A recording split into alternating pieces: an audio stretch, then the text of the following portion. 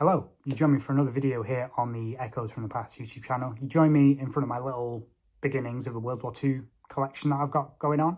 And what I wanted to talk today is actually loosely based on that piece of aircraft there, actually, because I wanted to talk about my brief visit to the Spitfire Heritage Centre / Hangar 42 is what it's also called, up in Blackpool / Lytham St Annes.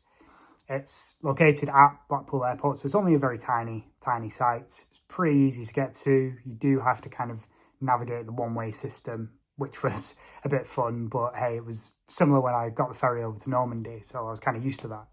But then once you get there, it's really cool. I'll edit in some of the videos and the pictures that I took when I was there.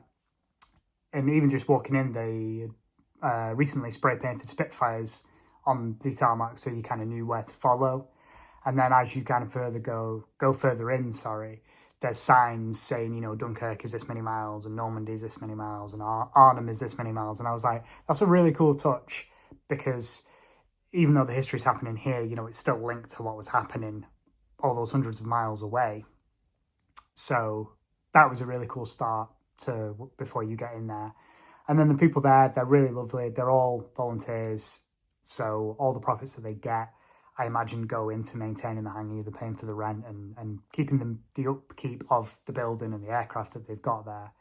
So yeah, they're all lovely people. They're very, very knowledgeable about the local history that happened there, because a lot of the things that you read down, there's a lot to take in. So like any museum, really, you can't kind of digest all of it. So I kind of left things to do when I visit again. So it's nice that way. You don't feel kind of overloaded and overwhelmed.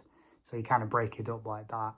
But it's just a really cool place to visit, you know, just even look at these aircraft that, you know, for a lot of the time, the history happened down south. You know, it didn't happen up in the northwest or anything like that. Obviously, the war did affect the places across the country. But I think growing up, because that's where I grew up, it all happened down south, didn't it? And a lot of the museums are down south, you know, Duxford and the Imperial War Museum. I know they have one in Salford, but it's just not the same. But so it was really cool to be able to see these aircraft, and they've got a lot. They had a Spitfire, which I believe was at least a Mark V, because it had the 20mm Spanish cannons on it. I can't remember exactly, but that is, I think, it's 90, well, the cockpit is 90% original, and you can pay extra, you can pay a little bit to sit in it and have your pictures taken, which I'll include in this video. And that was just amazing for me.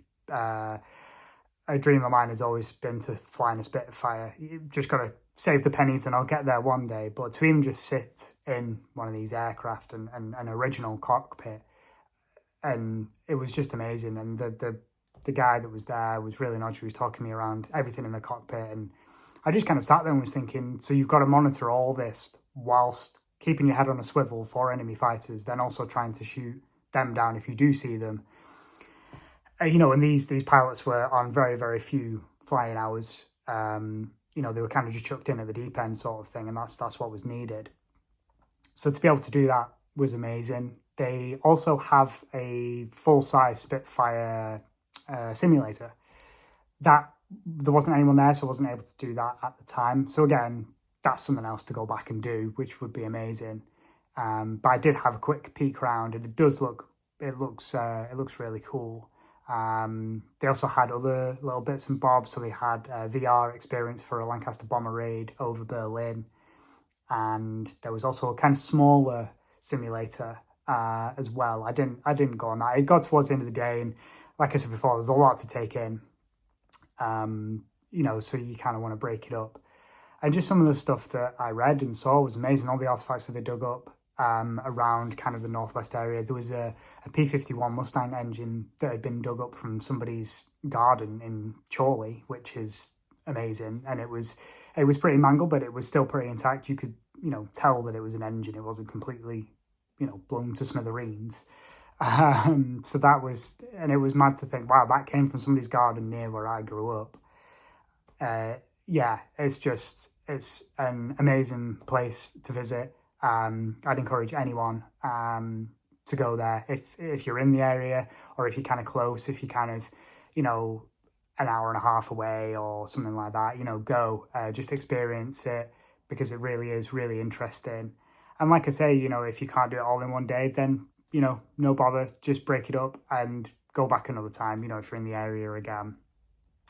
Now, I do believe that they are trying to fundraise to expand the hangar, which would be amazing, because it means they can have more history, maybe another aircraft. I don't know what the plans are, but I'd love to see that. That would be amazing, just to keep these things going, because, you don't want museums to disappear, because, they're important. It's important to learn about what happened in your local area or just your country, because, we can learn a lot, like I've always said on the channel and on my Instagram page. We can learn a lot, and I know I recently read James Holland's Substack. It's like a weekly or bi-weekly email thing, and he was saying about RAF Scampton and where the Dam Busters raid took off from, and that's in danger of basically being pulled down. And those hangars are grade 2 listed, and people from the government had already been in and taken artifacts out from I can't remember his name, unfortunately, but they've gone into an office and they've taken all the artifacts out, and this office was kind of left a bit like a museum, pristine as it was, sort of thing. And these government people have come in and nobody knows where those things have gone. Even James Holland doesn't know, and he's very in the know, and he knows people in the know. And that's really sad. So I think that's why it's important to visit these places and keep them going, wherever they are around the country. I think I Googled the other week, there's 42 World War II museums in the entire country, up and down. Like I said before, a lot of them are down south. But if you can go. They're amazing places. Even if you just remotely, you're not like a super geek like me, go. They're really fun. And it might spark an interest, and you might go, oh, actually, yeah, I do want to get into that. And especially if you can volunteer, like this Spitfire place up in Lytham, you work Monday to Friday and you've got weekends off or whatever, you've got time in the evenings, volunteer. I'm sure they'd be really appreciative of that. So yeah, like I said, I'll edit in some of the pictures and the videos I took, but it was a really amazing place to visit, and I would highly recommend it to any World War II fanatic, or even if you're a parent and your children are doing GCSE history, that would be really good for them as well. I think that'd be a really good opportunity, because it brings history to life, and that's always important. So yeah, that's just a bit about my experience visiting the Spitfire Heritage Centre. Hope you've enjoyed.